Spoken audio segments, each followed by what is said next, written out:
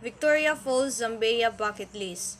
Diggings in archaeological sites found around the falls area have yielded Homo habilis stone artifacts that date back to some 3 million years ago.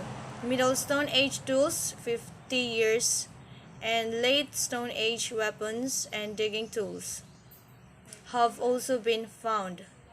Kusan hunter-gatherers using iron tools to place these Stone Age people, and they in turn were displaced by the Southern Tonga people now known as the Batuka tribe. These people still live in the area today. Iron using Kusan hunter-gatherers displaced these Stone Age people and in turn were displaced by Bantu tribes such as the Southern Tonga people known as the Batuka or Tukalia, who called the falls Shungu na Mutitima. The Matabili later arrivals named them Amans at Tungayaw. The Matabili later arrivals named them Amans a Tungkayo, and the Botswana and Makalulu, whose language is used by the Luzi people, call them Musiu Tonya. All these names mean essentially the smoke that thunders. Later, many more tribes arrived. This included the Matabili and the Makalulu tribe, also still present in the area.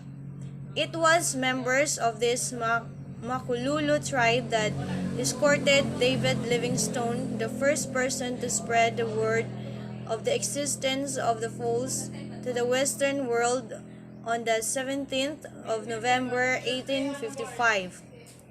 The falls were well known to local tribes, and Voortrekker hunters may have known of them, as may the Arabs under a name equivalent to the end of the world.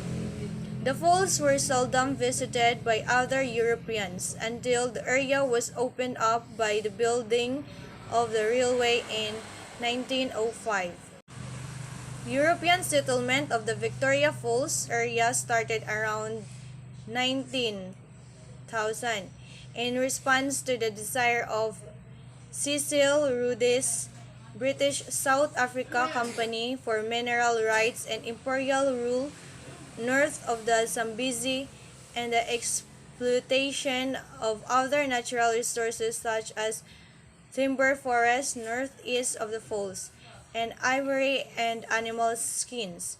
Before 1905, the river was crossed above the falls at the Old Drift by dug-out canoe or a barge towed across with a steel cable. Rhodes' vision of a Cape Cario railway drove plans for the first bridge across the Zambezi, and he insisted it be built where the spray from the falls would fall on passing trains. So the site at the second gorge was chosen. The falls became an increasingly popular attraction during British colonial rule of northern Rhodesia or Zambia and southern Rhodesia, Zimbabwe, with the town of Victoria Falls and the southern side becoming the main tourist center. By the end of the 1990s, almost 300,000 people were visiting the falls annually, and this was expected to rise to over 1 million in the next decade. The two countries permit tourists to make day trips from each side, and visas can be obtained at the border post. Costs vary.